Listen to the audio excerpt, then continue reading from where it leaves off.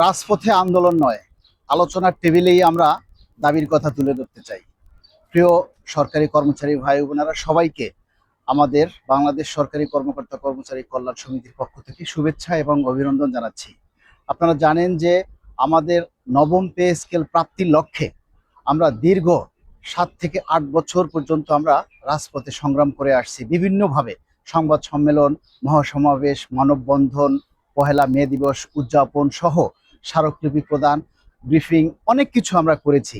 আমরা এই পে স্কেলের দাবির জন্য সত্যিই প্রজাতন্ত্রের কর্মচারী হিসেবে আমরা রাজপথে নামতে চাই না, কিন্তু কর্মচারীরা আজকে ক্ষুধার্ত বাঘের মতো তারা আজ অন্নহীন, বস্ত্রহীন এবং শিক্ষা চিকিৎসাহীন অবস্থায় মানবতার জীবনযাপন করছে বাংলাদেশের সরকারি নিম্ন বেতনভুক্ত কর্মচারীরা।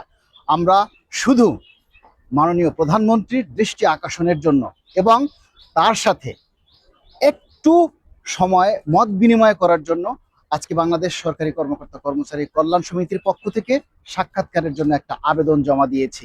মাননীয় প্রধানমন্ত্রী যাতে আমাদের সাথে একটু আলোচনা করার সুযোগ দেন এবং আমাদের 22 লক্ষ কর্মচারীদের দুঃখ দুর্দশার কথাগুলি যাতে আমরা সরাসরি তুলে ধরতে পারি, সেই লক্ষ্যেই আজকে আমাদের এই আবেদন জমা দেওয়া হয়েছে। আমরা প্রশাসনের দৃষ্টি আকর্ষণ করছি এবং সকল সরকারি কর্মকর্তা কর্মচারী যারা আছেন সকলের সার্বিক সহযোগিতা কামনা করছি। আমরা রাজপথে নামতে চাই না, আমরা আমাদের সেই দাবির কথাগুলি আমরা মাননীয় প্রধানমন্ত্রীর সাথে সাক্ষাৎ করে সরাসরি তুলে ধরতে চাই এবং তিনি যাতে আমাদের এই যে আসন্ন 26-27 অর্থ বছরের বাজেট নির্ধারণ হবে, সেই বাজেটেই যাতে আমাদের জন্য বরাদ্দ নির্ধারণ করে বাস্তবায়নের লক্ষ্যে যাতে প্রজ্ঞাপন জারি করা হয় এবং 22 লক্ষ কর্মকর্তা কর্মচারীর মুখে যাতে হাসি ফুটিয়ে তাদেরকে স্বতঃস্ফূর্তভাবে কর্মস্থলে রাষ্ট্রের সেবায় মনোনিবেশ করার সুযোগ দেন, এই প্রত্যাশা করছি। সবাইকে ধন্যবাদ। আসসালামু আলাইকুম।